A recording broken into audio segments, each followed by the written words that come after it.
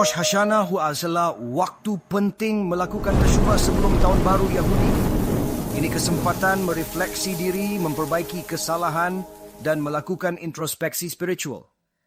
Kita dapat memulai tahun baru dengan hati bersih, pikiran jernih, dan tekad kuat menjadi versi terbaik diri sendiri. Proses ini membantu mengakui kekurangan, meminta maaf, dan berkomitmen untuk perbaikan di masa depan.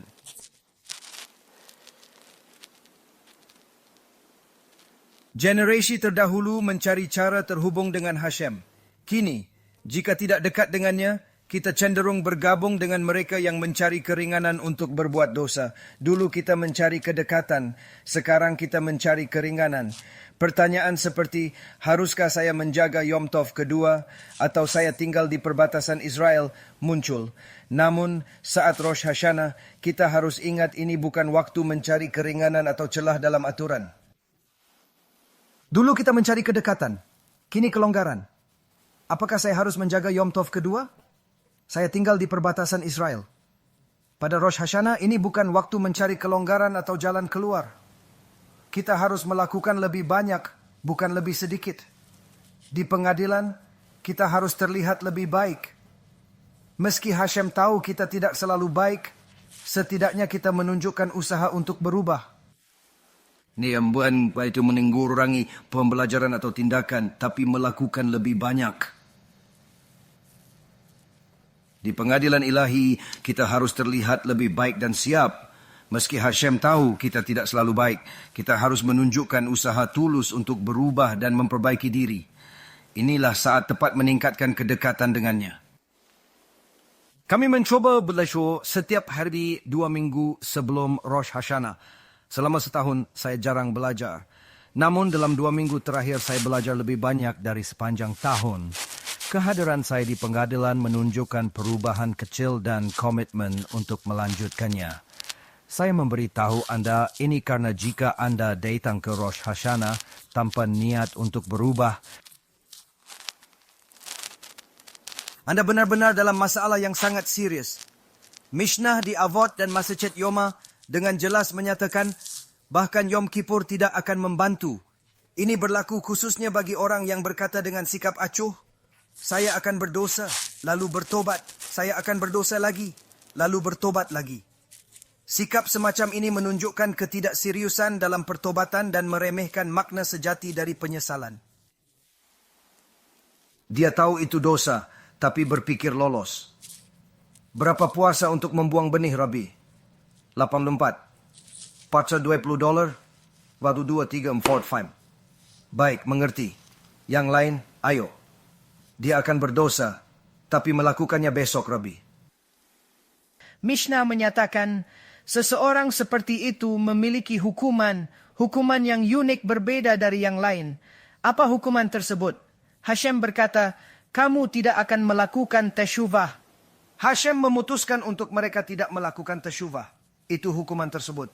Mengapa? Karena kamu memperolok-olokkan Torahku.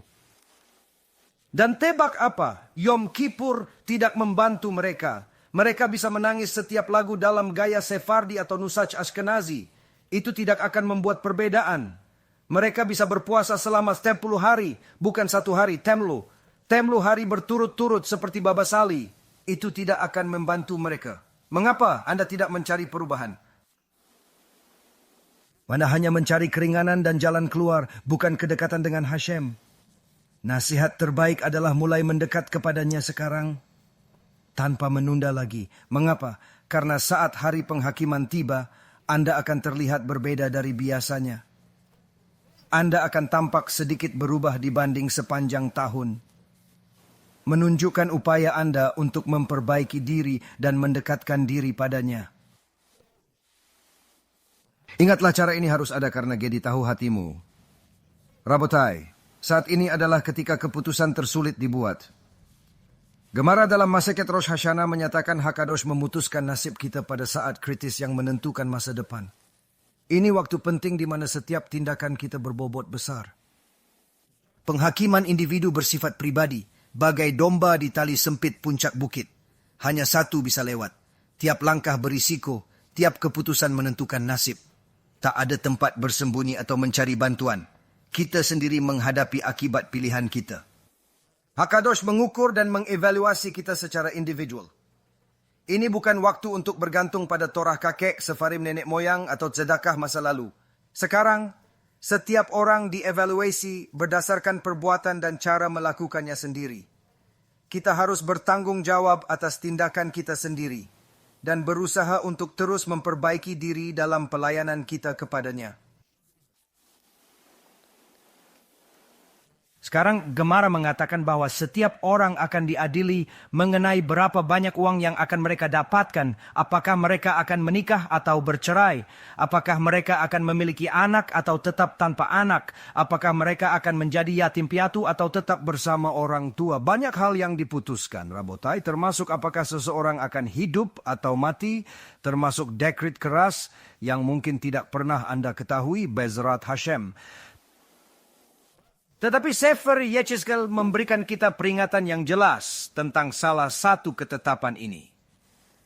Karena dalam Shir Hashirim, kita memiliki pernyataan yang sangat terkenal yang diucapkan selama bulan Elul. Ani ledodi vdodi li. Aku untuk kekasihku dan kekasihku untukku. Ini melambangkan kita untuk Hashem dan Hashem untuk kita. Shir Hashirim pasal 5 ayat 4. Hashem berfirman, kekasihku mengulurkan tangannya dari pintu gerbang dengan murka, dan ususku bergejolak rindu padanya. Kata-kata ini menggambarkan hubungan rumit antara Hashem dan umatnya, penuh emosi. Ungkapan ini menyiratkan kemarahan dan kerinduan, mencerminkan dinamika bergejolak dalam hubungan spiritual mereka. Aku untuk kekasihku dan kekasihku untukku muncul di bab 6. Bab 5 menjelaskan saat Hashem memanggil, kita absen, mengundang murkanya yang mendorong tesyuva. Ini penting direnungkan dan diambil ke hati. Sefer Yechezkel 24:13 mengingatkan, Hakadosh berkata, aku mencoba membersihkanmu, tapi kamu menolak. Pesan ini menekankan pentingnya keterbukaan hati dan kesediaan berubah.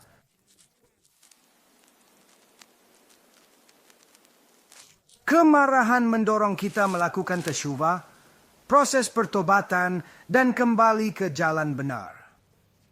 Namun, orang sering mengabaikan ini, menolak berubah. Untuk mendorong perhatian Anda, Sefer Yechezkel 24:10 menyatakan, Hakadosh berfirman, aku telah mencoba membersihkanmu, tetapi engkau terus menolak untuk dibersihkan. Karena itu, engkau tidak akan lagi dibersihkan dari tumamu sampai aku mencurahkan murkaku kepadamu. Malbim mengomentari ayat itu, mengatakan bahwa ketika seseorang kecanduan berbagai jenis dosa seperti amoralitas, itu menciptakan tumah, itu menciptakan kenajisan yang mendalam.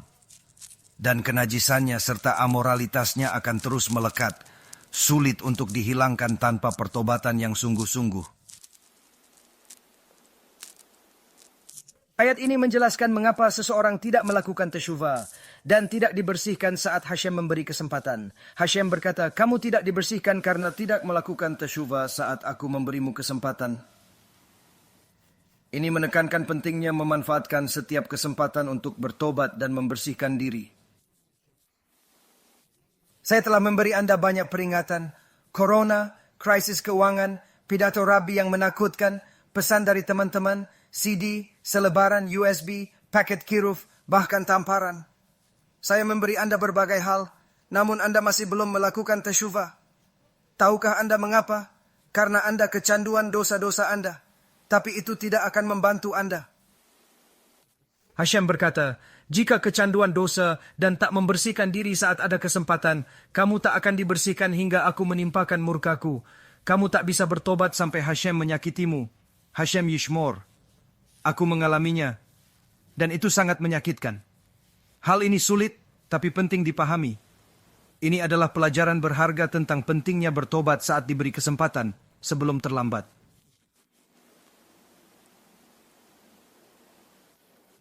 Kagumi mereka yang melakukan tasyuva setelah kejadian buruk. Mereka masih hidup untuk bercerita, tidak seperti banyak lainnya.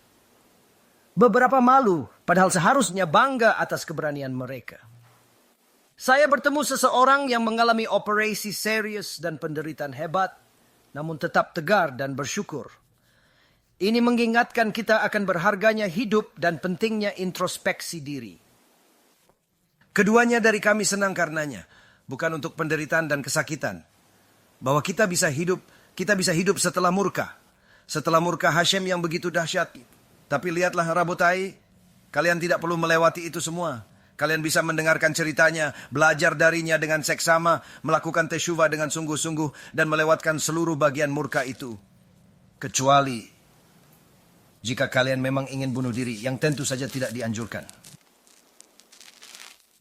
Begitulah kata Hashem, saya untuk kekasih saya, dan kekasih saya untuk saya. Tapi setelah kemarahan. Mengapa? Karena Anda enggan melakukan tesyuva, berubah dan tetap sombong. Anda terus melawan Hashem. Seorang Yahudi tidak akan dibiarkan menjatuhkan diri ke Gehenom tanpa Hashem berusaha menyelamatkannya. Hashem akan melakukan segala kemungkinan untuk menyelamatkan setiap orang dari memutuskan diri mereka untuk penghakiman. Sejauh seberapa banyak rasa sakit yang harus kita alami, itu semua tergantung pada kita. Keindahan dari Rabotai Karim adalah bahwa kita memiliki semua ini dalam tulisan yang berarti kita dapat mengikuti instruksi-instruksi ini dan menghindari semua rasa sakit. Kita bisa melewati bagian itu dengan lebih banyak belajar Torah, melakukan lebih banyak chesed, bekerja pada sifat karakter kita, membantu orang lain, dan melakukan sebanyak mungkin untuk sekadar memenuhi apa yang dikatakan Rabbi Eliezer ben Hurkanus, Torah dan Gemilut Chasadim. Kita tidak tahu apakah Torah kita sudah cukup. Kita tidak tahu apakah chesed kita sudah cukup. Tetapi setidaknya, kita tahu bila kita memberikan yang terbaik. Setiap orang menyadari ini dalam hati. Hashem menginginkan yang terbaik dari kita, tidak lebih, tidak kurang. Dia menginginkan hati kita sepenuhnya. Seperti perusahaan bijak, Hashem tidak menuntut lebih dari kemampuan kita. Dia memahami batas dan mengasihi kita apa adanya. Mereka meminta Anda melakukan yang terbaik. Jika tidak cukup, Anda mungkin dipecat. Untungnya Hashem tidak memecat siapapun jika Anda sudah berusaha maksimal. Namun, Dia akan marah jika Anda tidak melakukannya. Jika Anda melakukan yang terbaik di Wall Street tapi tidak di sinagoga, atau terbaik untuk perusahaan tapi tidak untuk Hashem, itu mengesalkan. Mengapa? Karena tidak adil. Tidak adil memperlakukan tangan yang memberi makan Anda seperti orang asing. Semoga Be'ezrat Hashem ini menakuti kita untuk melakukan tesyuva. Inilah tujuannya yang sebenarnya. Menakuti kita agar melakukan tesyuva, mendorong orang lain melakukannya, baik dengan belajar lebih banyak, berbuat lebih banyak, atau berkata lebih banyak.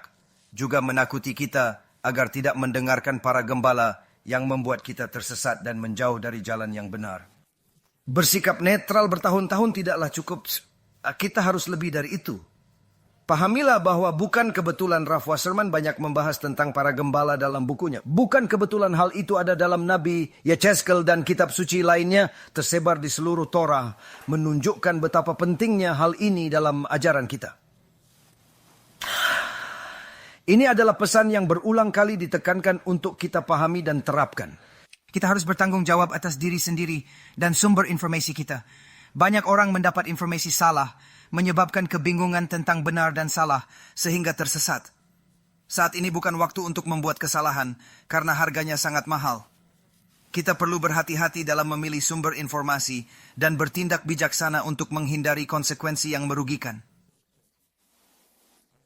Saya tidak ingin menderita. Saya tidak ingin Anda menderita. Saya ingin tentunya semua orang untuk sehat dan berhasil, tetapi jelas itu akan memerlukan sedikit lebih banyak usaha. Kita semua harus bekerja keras dan saling mendukung untuk mencapai tujuan ini bersama-sama.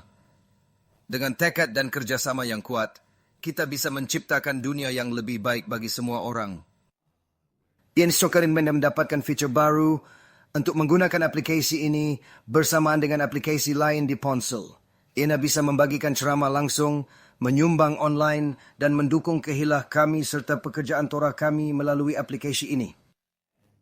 Dan feature yang paling menarik adalah anda akan dapat langsung mengajukan pertanyaan pada aplikasi dan mendapatkan jawaban dari para rabi langsung dari aplikasi. Ini adalah sesuatu yang belum pernah terjadi sebelumnya dan Hashem kami akan dapat menawarkannya. Terima kasih sekali lagi atas semua dukungan anda. Cobalah. Pastikan anda memiliki Torah yang kosher yang akan menghidupkan kembali neshama anda setiap hari. Kol tuv u b'hatzlacha.